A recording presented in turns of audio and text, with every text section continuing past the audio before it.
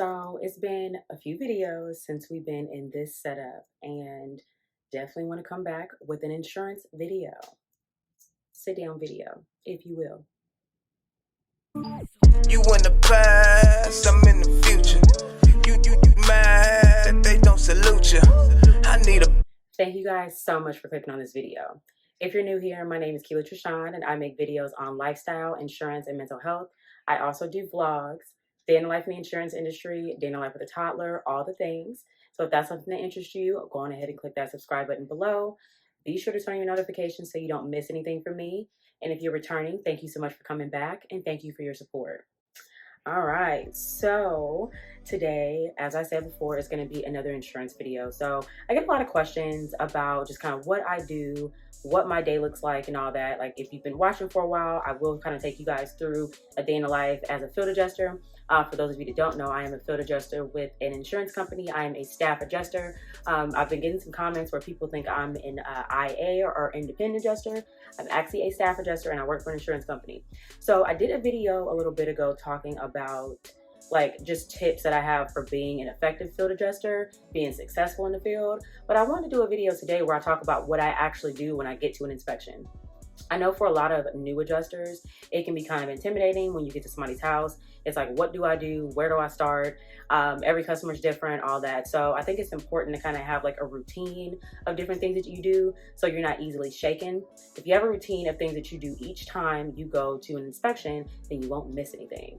So today I'm going to walk you guys through what I do when I go to my inspections. I'm going to kind of just talk you through it. Eventually I will do a video. I kind of mentioned this before where I want to do a video showing you guys like kind of I don't want to say in real time because I can't film inside of people's houses, but kind of like a reenactment of what I do. But today I'm going to walk you through verbally what I do. So if you are a new adjuster, or even if you're an experienced adjuster but just kind of need some new tips to freshen up, definitely go on ahead and stay tuned. Okay, so moving right into the tips. So my first tip is going to be twofold, and these are just things that I like to do when I first walk up to the residence. Very first thing I'm going to do is take my photo. So most companies are going to expect you to take a photo of the outside of the residence and also capture the address on that photo. So I don't like to do that in front of the customer. I don't know why. It's just awkward even after all these years doing it. So I will try to grab that photo before I knock or ring the doorbell just so I can have it, and then that's just like one thing that I won't forget. If you go inside and then take all your photos and leave, 9 times out of 10 you're going to forget to take a photo before you actually drive off. So best practice will be to just go on ahead and do that when you first drive up, so then that way you don't have to worry about that. The second thing I like to do when I first walk up to a residence is I like to have company identifying info. So whether that be like your uniform shirt, like I have actual uniform shirts, I have a couple of sweaters. So those items are those things, like if I have those on, then you know I'm from said company. My backpack actually has my company logo as well. And then I also sometimes will carry a notebook depending on what type of situation I'm going into, if I need to take additional notes, and that notebook has my company on it. Now, some companies will have like a company branded vehicle, or you might have like a work badge. I didn't get a work badge when I started because we were like in the middle of the pan and they just felt that it was, I guess, not sanitary. So I don't have a badge, but I do have my like uniform shirts and a backpack that shows where I'm from. Also, I try to let the customer know like ahead of time what I'm going to be wearing and just kind of what to expect. Part of the reason why I do this is because we do live in a crazy world. So depending on whose house I'm going to, especially if it's like an elderly person or like a woman that may live alone, you know, I want them to feel safe. And then also I want to be safe, you know, so you know that I'm no harm to you. I'm literally coming here to just do the inspection as discussed. And then also that person feels safe with me coming into their home. So the two parts of my first tip is to take a photo as soon as you get to the home so you don't forget. And then also make sure that you have something identifying your company so they know who you are and they feel comfortable with you. Okay, so my second tip, when you first get to the house, like after you've knocked on the door, after you've introduced yourself and the customer has invited you inside, have them briefly tell you again what happened and have them walk you through the chain of events. So have them walk you to like what happened and then just kind of have them describe to you. So I do this because we have this conversation on the phone, so they'll let me know, hey, my washing machine leaked, or my pipe busted or whatever the case may be. But then I want them to tell me in their words, since we're in their element, what exactly happened. This helps me to kind of like refresh, because I don't always have a chance to look at the loss details before I leave. I will try to sometimes, but just depending on like if I have a really early inspection or if I had a lot going on prior to even getting to this person's house, I may need them to kind of refresh my memory so I know exactly what I'm looking at.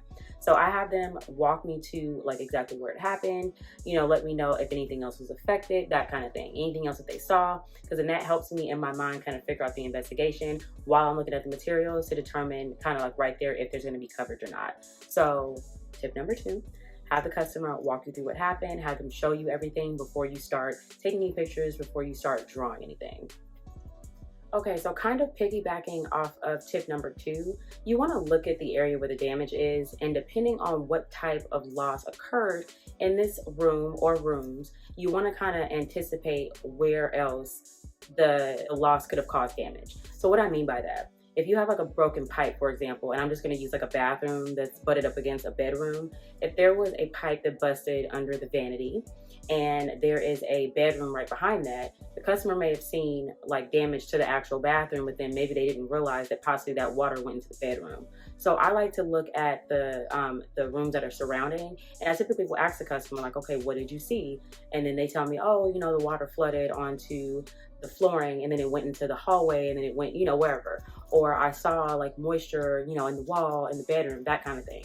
So you want to kind of like ask them questions about what they saw, because then that'll help you get all the information that you need up front, so you don't have to come back. Or I mean, you can depend on vendors sometimes to get these photos, but my preference is if I'm going out to the inspection, I'm taking the pictures how I know that I'm going to be able to remember what happened when I get back to my desk. Like if I need to revisit this later, I'm going to make sure that I get photos of everything I need. And also there's company guidelines for how you take the photos. So you want to make sure that you're, you know, taking close-ups, taking overviews, those kind of things. Vendors don't always do that for you. So I feel like it's best if you're on site to do these things. So what I'll usually do in that situation, using the vanity example, is I'm going to get measurements for not only the bathroom, I'm going to go ahead and get measurements. If there's a hallway that's right there, I'm going to get measurements for that hallway, because it's possible that the water could have went there. I'm also going to get measurements for the room that's behind it where the pipe burst, because it's possible, since it's water travels, since it, you know, damaged this wall, it may have damaged the wall behind it. So then if anything does need to be done in these rooms, I already have those measurements, I already have photos, I already have photo evidence before anything gets torn out. So you just want to anticipate different areas where things may have gone. This is also helpful if there is a continuous flooring type situation. Like if we're dealing with, I'm going to go ahead and use hardwood as an example. That's something where if one room has hardwood that was affected, then you likely will have to address all the continuous hardwood so everything matches, or laminate, or linoleum, things like that. You're going to want to make sure that you kind of have these ideas. Talk to the customer, make sure that, you know, you guys are on the same page. Try not to use company jargon, because people don't understand that. So make sure that you're speaking to them in layman's terms. So when I'm talking about continuous flooring, I mean, that's a pretty common term, but I'm just like, hey, how many rooms does this flooring go into? Is it just in, like, for example, the bathroom may have tile, but then other rooms where it went into may have wood. Or in some cases, all the flooring may be the same. It may all be laminate even in the bathroom, you know? So these are things that you're gonna wanna look at. So then it'll kind of give you an idea of what all information you need to grab while you're on site and while everything is fresh. So just listen, really pay attention to what the customer's saying so you can anticipate other areas that may have been damaged while you were on site. Okay, so my 4th tip, once you've done all of the above, you kind of have an idea of what happened, you have an idea of the information that you need to get. Now you're gonna have to take your photos, your measurements, and all of that stuff, and like take your notes. So I personally like to have time to do this without the customer asking me questions and breathing down my neck. Doesn't always work because I am in somebody's house, but I do try to set the expectation. So that is something that I would recommend. Set the expectation for what you plan to do. Set the expectation for a roundabout time frame. I personally, like before I even come out there, when I'm on the phone, I'll usually ask them how many rooms are affected, because since I've been doing this for a while, I can kind of anticipate, like, if it's only 2 rooms that are affected from what they say, okay, I'll probably be there for like 45 minutes. 30 to 45 minutes, because usually, like, I don't need to really spend that much time in the home, because I'm quicker now that I've been doing it for a while. And then I'll write my estimate probably in the car, or if I'm close enough to home, I'll write it at home. And if it's like longer than that, so like if it's more rooms, then I can kind of plan like, okay, I'll probably be here for an hour, hour and a half, that kind of thing. So you want to make sure that you kind of like have an idea before you even go out there. But then once you kind of get like a picture, once you see, okay, I need to grab this room, there's continuous flooring all over here, you can kind of let the customer know, hey, I'll be here for X amount of time. Let them know too, like if you need to go inside of spaces that are closed. So like closets, for example, like where there's continuous flooring, I usually like to let them know, hey, I'm gonna be opening up your closet so I can grab measurements. I'm gonna pull out your drawers so I can, you know, take a photo of like the type of drawer it is, things like that. You just wanna make sure that you're letting them know. That's another like safety thing. You don't want anybody to think that you're trying to sneak around or trying to take anything. Not saying that people do, but when you've been doing the job long enough, like you have certain people that act a certain way. So you want to make sure that you let them know what you're doing every step of the way. That's just kind of like my rule of thumb. I let them know, I'll ask them for permission, like, hey, is it okay if I go into this room? Is it okay if I open this door? Because I've actually had people in some situations like, oh, no, I don't want you to go in there. If you don't want me going in, that's fine, but then I can't get those measurements, you know? I had a situation where there was a lady working from home and I needed to get the flooring measurements in her room, but she didn't want me to go in there. So I didn't get the measurement for that room. But that's why it's important to act. You don't want to just start going inside of people's, you know, personal areas. Like kind of let them know what you're doing so they can anticipate and they can make arrangements if need be. So yeah, set the expectation, let them know that you'll be available after, but then that'll be kind of your time to get the information that you need so you won't miss anything by being distracted. So yeah, set the expectation. All right, so my fifth tip, once you've gotten like all of your measurements, all of your photos, and you have all the information that you need to make a coverage decision, and this is just assuming that it is covered, because obviously if it's not covered, then you won't have to do this step. But if you do have a covered loss, my next tip would be to reiterate what your role is in the claim, and then reiterate like if there are any vendors that are involved or any vendors that you like plan on getting involved, let them know like kind of what to expect there. So just kind of like a sample script that I do. If it's a water loss and we have emergency services, I typically will let the person know like, hey, you know, thank you for allowing me to come inspect your home. I can tell you right now that there is coverage. I'm going to go ahead and extend coverage. I am going to be responsible for helping you with the build back, but in the meantime, we do need to have mitigation done. So I'm going to reach out to your mitigation vendor, let them know I've extended coverage, and then they're going to go on ahead and do what they need to do to make sure that your home is dried out properly. They're going to tear out what needs to be torn out. They'll keep in touch with the insurance company, let us know. Once it's time for build back, then I'll be there to assist you if you need a contractor or if you have a contractor that you're working with on your own. See what I did there? So I'm letting them know like, hey, I'm kind of going to be in the background while this is going on. If you need me, I'm here. I am the field adjuster. I prepare the estimate, that kind of thing. But your mitigation is going to go through this vendor. There are some situations where along with that water loss, like depending on what time of year it is, maybe there was like a roof leak too. So there will be situations where I might have to call a roofer out. So hey, the roofer's going to reach out to you by such and such date. They're going to create a report as well. Once they get that back to me, I'll be able to determine coverage or if there is coverage on the roof, that kind of thing. So yeah, you just want to let them know, set the expectation for time frames. I usually let people know that I'm going to be monitoring your claim throughout this time.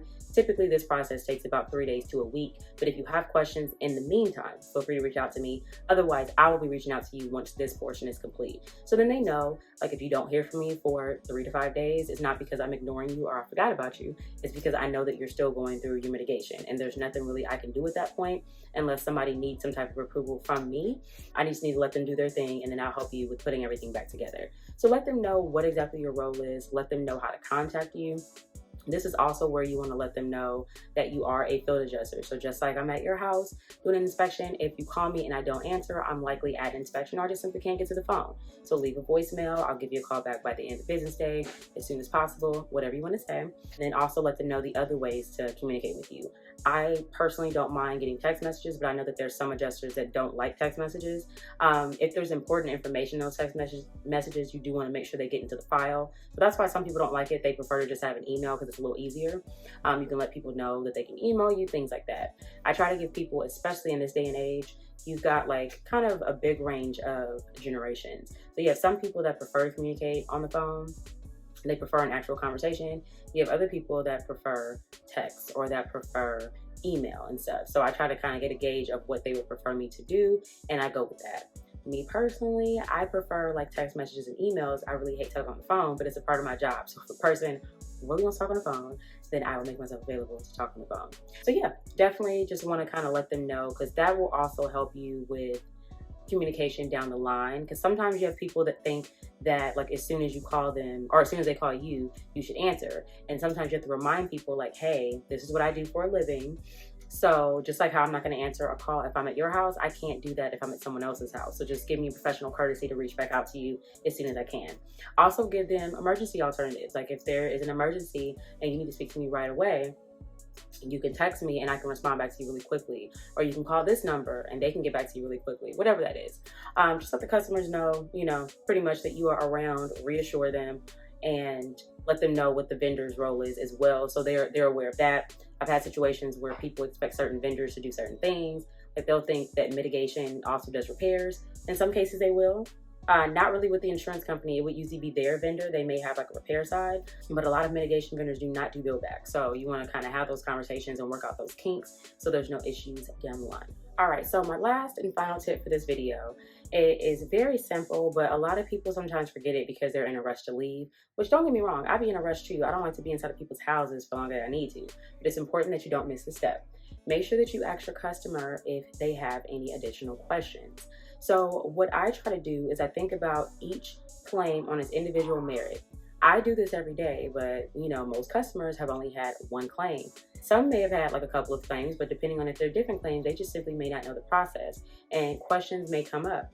So I have situations where people sometimes, like I explain so much that they're almost, I don't want to say afraid, but like they feel a little uneasy about asking me a question because they feel like, oh, well, she probably covered it all. I don't want to seem stupid. So I make sure that I just get that out the way. Like, okay, I've explained a lot.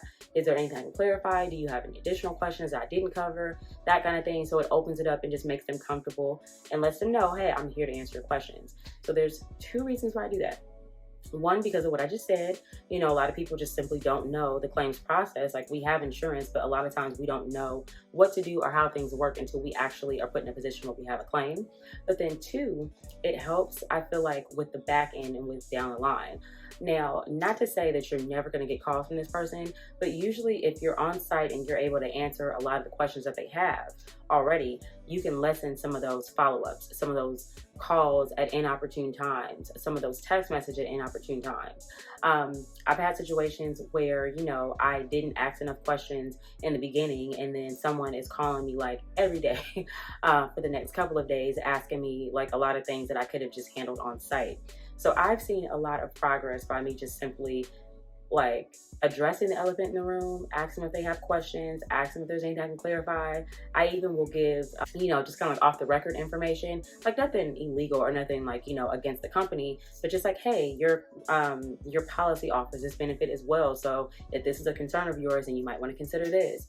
I try to let them know ahead of time, like if there's anything that you don't understand that could potentially like void your claim or something that you don't know if it's paid for, make sure that you let me know, because it's much easier for me to try to take care of you before you pay for something than it is for me to tell you no after you pay for something that's not covered by the policy. So I just make sure that I give people that information, because you got like a couple types of insured. You have some that are going to ask you every little thing before they pay. Then you have some that are going to pay for everything and then reach out to you and say, hey, I did this, I need to be reimbursed. Don't always work that way.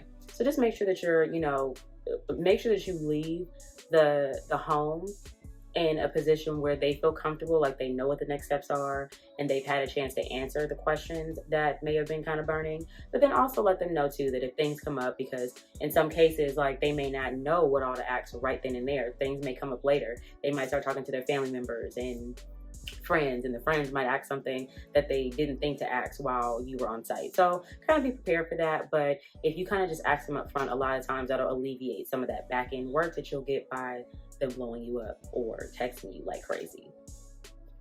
All right, you guys, so that is all I have for you today. I truly hope that this video helped and that you enjoyed it, especially if you're a new adjuster and you don't have much experience going out into the field. I know for a lot of field adjusters, we weren't going out during like the height of the pan because of safety like issues. This is a time where a lot of field adjusters are getting back out into the field, like actually going back into people's homes.